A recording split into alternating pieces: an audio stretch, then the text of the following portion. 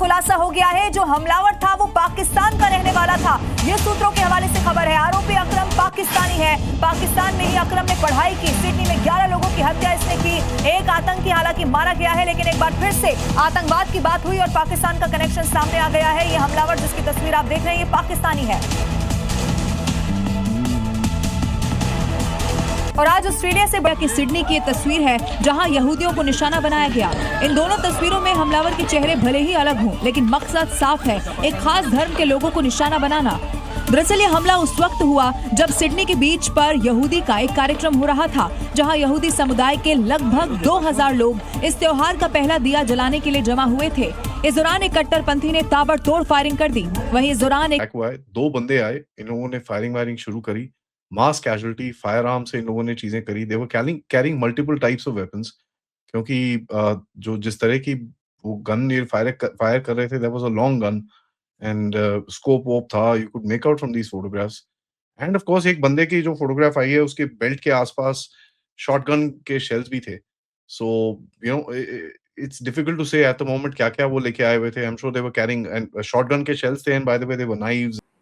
देखिए, अक्टूबर 7 2023 के बाद ये जो दिसंबर आज 14 है 2025 में 2 साल बाद एक तरह से यहूदियों का जो त्योहार है हनुका, उसके अंदर बॉन्डी बीच के ऊपर जब वहां पर फेस्टिविटी का माहौल था, वहां पर आके ये 2 अज्ञातकारी टेररिस्ट जो है उन्होंने अंधाधुंध फायरिंग चालू कर दी थी।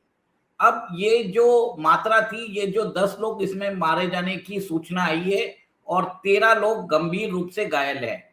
अगर ये उसमें से एक ने यहूदी ने वहां पर जाके एक हमलावर से वो बंदूक छीन ली थी, अगर वो नहीं छीनते तो ये जो फिगर 10 का है ये ज्यादा हो सकता था। जो लोग हैं वो कंटिन्यूसली उनको टारगेट करते जा रहे हैं।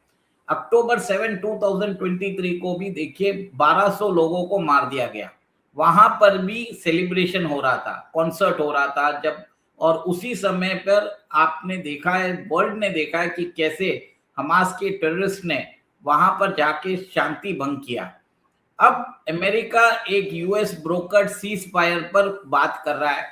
वहां पर डोनाल्ड ट्रंप ने बहुत बड़ी जो इजिप्ट में है बहुत बड़ी समिट भी की है। वर्ल्ड ओवर लीडर्स भी जाके आए थे। सब लोगों ने एक तरह से प्रशंसा की और इसके अंदर फेज 2 की बात चल रही थी, ये जो पीस प्रोसेस की। और कल ही एक तरह से न्यूज आई है कि हमास का जो एक टॉप ऑपरेटिव है रात साथ, उसको एलिमिनेट कर दिया गया। ये वही ऑपरेटिव है जो हमास का मिलिटेंट विंग हम जो गाजा में है वापस उसको तैयार करने की कोशिश कर रहा था। इजराइल ने उसको एलिमिनेट कर दिया। मुझे ये लगता है कि कल जो उनके जो कमांडर, मिलिट्री कमांडर को एलिमिनेट किया, उसके जवाब में आज इनके जो स्लीपर सेल्स है उन्होंने एक्टिवेट होके यहाँ पर अंधाधुंध फायरिंग की है। सबसे बड़ी बात यह है कि ऑस्ट्रेलिया के अंदर जो जिस हिसाब से अनकंट्रोल्ड इमिग्रेशन चल रहा है विदाउट एनी बैकग्राउंड चेक, तो कहीं ना कहीं आप ये देख रहे हैं कि जो वायरस यूरोप के अंदर पनप चुका है, सिमिलर वायरस जो है जिहादी रेडिकलाइजेशन का, it has penetrated Australia as well. और 7 अक्टूबर 2023 से पहले एवरेज जो जूश पे ऑस्ट्रेलिया में अटैक होते थे वो 400 या 500 इंसिडेंट्स होते थे। अब ये बढ़कर 2000 इंसिडेंट हो चुके हैं और कहीं ना कहीं से देखिए 4 गुना बढ़ चुके हैं। सिनागॉग्स पे हमला हुआ है, जूश के एस्टैब्लिशमेंट्स पे हमला हुआ है। कहीं ना कहीं ऑस्ट्रेलिया को अब एक तरह से गहन विचार करने की जरूरत है। और जब एंथोनी एल्बनीज आए थे, उनकी लेबर पार्टी, बताया जाता है कि वो सॉफ्ट है इमिग्रेशन के ऊपर। उसके बाद ऑस्ट्रेलिया के अंदर अनकंट्रोल इमिग्रेशन चालू हुआ। अब जो 9/11 जो हुआ था अमेरिका में, सिमिलर चीजें, ये जो टेररिज्म के एक्ट्स है ये यूरोप में भी चल रहा है। फ्रांस के अंदर हमने देखा है कि कैसे चार्ली हेब्डो के ऊपर हमला किया गया, वहां पे एडिटर्स को खत्म कर दिया गया। फिर आप ये देखिए आज ये जो टेररिज्म है वो अपना पैठ ऑस्ट्रेलिया में ऑलरेडी कर बैठा चुका है। उमेश जी, यहाँ पर तो जो 2 आतंकवादी थे जो फायरिंग कर रहे थे, उनमें से एक की पहचान भी होगी है, नावीद अकरम उसका नाम है। तो अब तो ये कंफर्म होगा कि इमिग्रेंट ही है। अब इनका ताल्लुक जो है वो हमास से है, आईएसआई से है, ये तो एस्टेब्लिश हो जाएगा, क्योंकि बंदूक से गोलियां चलाने वाले 50 राउंड फायरिंग की गई है वहां पर, बड़े सुनियोजित तरीके से हमला किया गया है। हनुक्का के तहत यहूदी वहां पर इकट्ठा होते हैं, ये जानकारी सबको थी। तो इसका मतलब तो ये है कि जो इमिग्रेंट यहाँ पर एल्बनीज लेकर आए, उन्हीं में से एक ने इस हमले को अंजाम दिया है। देखिए, ऑस्ट्रेलिया के अंदर जैसे लेबर पार्टी है, ब्रिटेन के अंदर लेबर पार्टी है, वैसे ऑस्ट्रेलिया के अंदर भी अभी जो सत्ताधारी पार्टी है वो प्रो इमिग्रेशन है। वो एक तरह से वहां पर जो अनडॉक्यूमेंटेड वर्कर्स है, इमिग्रेंट्स है, इनको विस्थापित कर रही है। कहीं ना कहीं ऑस्ट्रेलिया को अब अपनी जो इमिग्रेशन पॉलिसी है उसको रिविजिट करने की जरूरत है। ये जितने भी लोग हैं, देखिए मेरा ये भी मानना है कि मैं इसमें मेंशन करना चाहूंगा पहलगाम इंसिडेंट का। अभी जो है जिसमें सिर्फ 10 लोग मारे गए हैं, हमारे यहाँ पे तो 25 लोगों को स्लॉटर कर दिया गया था, हिंदूज को। तो वर्ल्ड ओवर जूस के अंदर टारगेटिंग नहीं हो रही है, हिंदूज के अगेंस्ट भी टारगेटिंग हो रही है।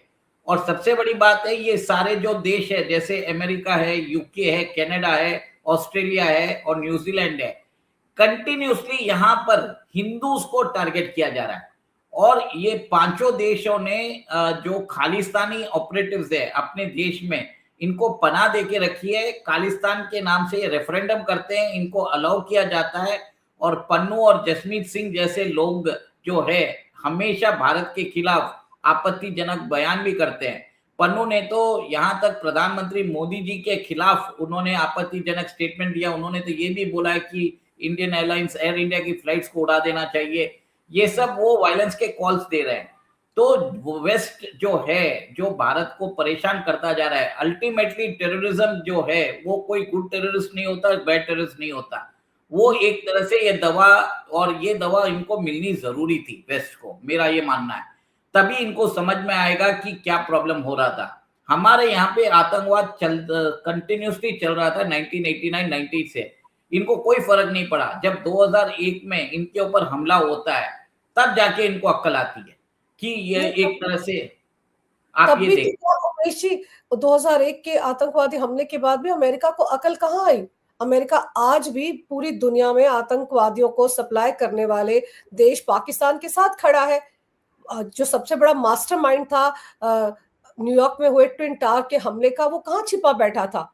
पाकिस्तान में छिपा बैठा था। पाकिस्तान की आर्मी उसको छिपा कर बैठी थी। वो सब कुछ अमेरिका जानता है, उसके बावजूद पाकिस्तान के साथ खड़ा है। नहीं, आपकी बात सही है। मैं वहीं पे मैं यही बोलना चाहता हूँ, पाकिस्तान जो है हमेशा जो है उसको सपोर्ट भी कर रहा है। आज ट्रंप एडमिनिस्ट्रेशन जो फर्स्ट टर्म में पाकिस्तान के अगेंस्ट था, सडनली सेकेंड टर्म में वो प्रो पाकिस्तान हो चुका है, वो भी करके। अब सबसे बड़ा बात यह है कि कल अगर अमेरिका में कोई हमला हो जाता है और उसके तार अगर पाकिस्तान से जुड़ जाते हैं तो आप क्या देखोगे? टेक्सास के अंदर बताया जाता है कि बहुत बड़ी मॉस्क बनी हुई है, वहां पर लोगों को बताया जाता है कि वहां पर वो लोग चंदा इकट्ठा कर रहे हैं। इवन आप ये देखिए कि जो बड़े बड़े जो सिटीज है, जैसे लंदन है, पेरिस है या बर्लिन है, सब जगह मॉस्क बनती जा रही है। हार्ट ऑफ द सिटी के अंदर वो लोग परचेज करते जा रहे हैं, स्ट्रेटेजिक लोकेशंस में परचेज करते जा रहे हैं। और टर्की में देखिए हागिया सोफिया जो था, वो पहले जो चर्च था उसको भी मॉस्क में कन्वर्ट कर दिया है। तो ये जो इस्लामिक रेडिकलाइजेशन है, ये जो सॉफ्ट और हार्ड, इन दोनों के ऊपर वेस्ट को एक तरह से कोऑर्डिनेटेड तरीका अपनाना पड़ेगा।